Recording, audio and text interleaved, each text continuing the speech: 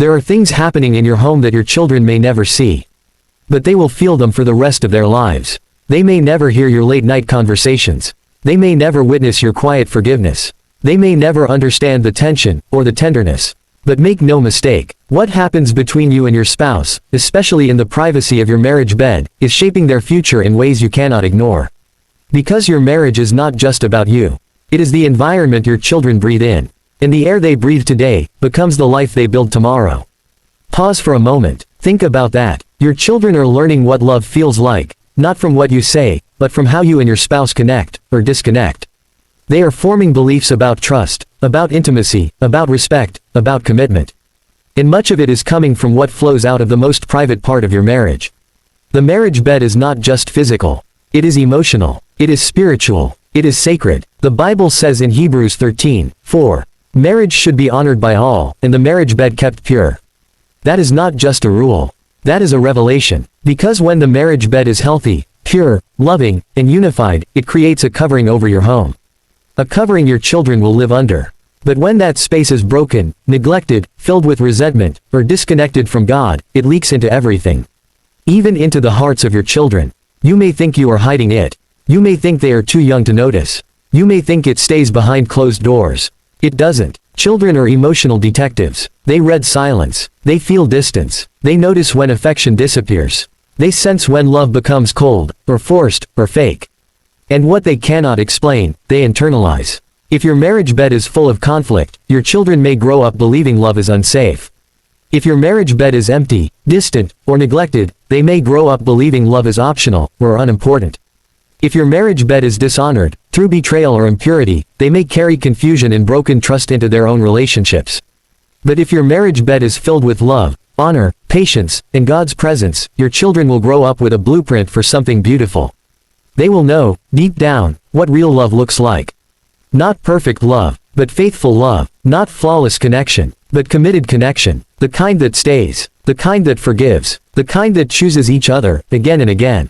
Listen carefully. Your children don't need a perfect marriage to thrive. But they do need an authentic one. They need to see two people who are trying. Two people who are growing. Two people who are choosing God, even when it is hard. Because marriage is not sustained by feelings alone. It is sustained by covenant. Genesis 2:24 says, "That is why a man leaves his father and mother and is united to his wife, and they become one flesh." One flesh. That is not just physical unity. That is emotional unity, spiritual unity, life unity. When that unity is strong, your children feel secure. When that unity is broken, your children feel unstable, even if they cannot explain why. Have you ever noticed how children act differently in peaceful homes versus tense ones? In one home, they are relaxed, confident, expressive. In another, they are anxious, withdrawn, reactive. The difference is often not money, or schooling, or opportunity. It is the atmosphere of the marriage. And that atmosphere is deeply connected to what is happening in the private relationship between husband and wife. Let's go deeper. Intimacy in marriage is not just about physical connection. It is about vulnerability. It is about emotional safety. It is about being known, and still being loved. When you and your spouse cultivate that kind of intimacy, you create a model your children will unconsciously follow. They will grow up believing, I can be known and still be accepted. I can be vulnerable and still be safe. I can commit and still be valued. But if intimacy in your marriage is replaced with distance, silence, or performance, your children may grow up believing the opposite. I must hide who I am to be loved. I cannot trust deeply. Commitment is risky. And these beliefs will show up later, in their friendships, in their dating, in their marriages. You are not just raising children. You are raising future husbands, future wives, future parents, and what they see in you will echo through generations. Psalm 127:3 says, "Children are a heritage from the Lord, offspring a reward from Him." A heritage. That means what you pass down matters. Not just materially, but relationally, spiritually, emotionally. What kind of heritage are you building? Is it one of love, honor, and faithfulness? Or one of distance, resentment, and silent wounds? Now here is something many people avoid talking about. The physical aspect of the marriage bed matters too. Yes, it does. Because it reflects connection. It reflects pursuit. It reflects care. When that area is neglected, it often points to deeper issues. Unforgiveness, stress, disconnection, unspoken pain. And when those things remain unresolved, they spill over into your tone, into your reactions, into your parenting, you become less patient, less present, less connected, and your children feel that. But when you nurture intimacy, when you communicate, when you choose each other even when life is busy, you strengthen the bond that holds your family together.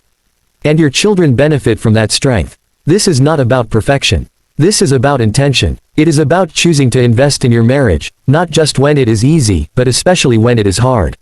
Ephesians 5:25 says, "Husbands, love your wives, just as Christ loved the church and gave himself up for her." That is sacrificial love. That is intentional love. That is love that shows up, even when it costs something.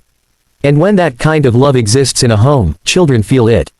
They may not have the words for it, but they feel it. It becomes their normal. And one day, they will look for it, or they will recreate it. So ask yourself honestly, what are you modeling? What are your children learning about love from you?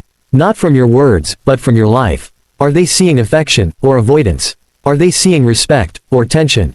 Are they seeing unity, or division? Because what they see repeatedly, becomes what they believe is normal. And what they believe is normal, becomes what they accept, or what they pursue. There is also a spiritual dimension many people ignore. Your marriage bed is not just physical space. It is spiritual ground. When it is honored, God's presence rests there. When it is neglected or defiled, it opens doors to confusion, temptation, and disconnection. 1 Corinthians 7:5 says, "Do not deprive each other except perhaps by mutual consent and for a time, then come together again so that Satan will not tempt you." That is serious. It shows that even in marriage, neglecting intimacy can create vulnerability. And when vulnerability enters, it does not stay contained. It affects your thoughts, your emotions, your decisions, and eventually, your family. But when you protect your marriage, when you prioritize your connection, when you invite God into that space, you build a shield. A spiritual covering, one that protects not just you, but your children. Let me say something that may challenge you. Your children's future relationships are being shaped right now, by how you treat your spouse. Not later, not someday, right now. Every word, every reaction, every moment of connection, or disconnection. It is all teaching them something. And here is the hope in all of this. No matter where your marriage is right now, it can change. No matter how distant things feel, they can be restored. No matter how much damage has been done, God can rebuild. But it starts with awareness. It starts with humility. It starts with a decision. A decision to stop ignoring what matters most. A decision to stop pretending everything is fine. A decision to fight for your marriage, not just for you, but for the generations coming after you. Because your children are watching. Even when you think they are not. They are learning. Even when you are not teaching. They are becoming. Even when you are unaware. So choose carefully. Choose love, even when it is inconvenient. Choose forgiveness, even when it is hard. Choose connection, even when life is busy. Choose to honor your marriage bed, not just physically, but emotionally and spiritually. Because one day, your children will build homes of their own. And in those homes, they will either repeat what they saw, or spend years trying to heal from it. Give them something worth repeating. Give them a vision of love that is strong, faithful, and rooted in God. Because when your marriage is aligned, when your intimacy is healthy, when your connection is real, you are not just building a better relationship. You are shaping a better future. For them, for their children, and for generations you may never even meet. So tonight, tomorrow, and every day after, remember this: what happens in your marriage bed does not stay there. It echoes, it shapes, it multiplies. Make sure it is building, not breaking. Make sure it is healing, not hurting. Make sure it is reflecting the kind of love that points your children back to God.